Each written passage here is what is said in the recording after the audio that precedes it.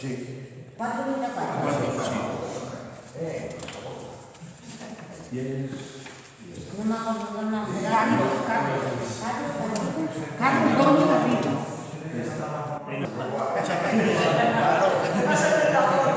Buenos días, me llamo Carlos Gómez y me presento para la candidatura al Concello de Petín. Y bueno, estos días hemos pasado un poquito de locura, en visitas, hablar con la gente, sabiendo sus necesidades y sus prioridades. Y bueno, estamos aquí para intentar solucionar todas estas cosas.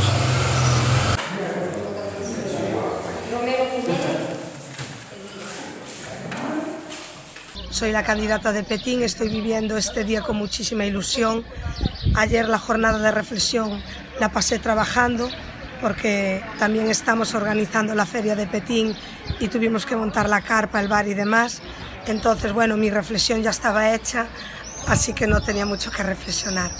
El viernes tuvimos el cierre de campaña y quiero agradecer a todas las personas que acudieron, que fueron muchas, el apoyo y el cariño que me demostraron. Gracias a todos.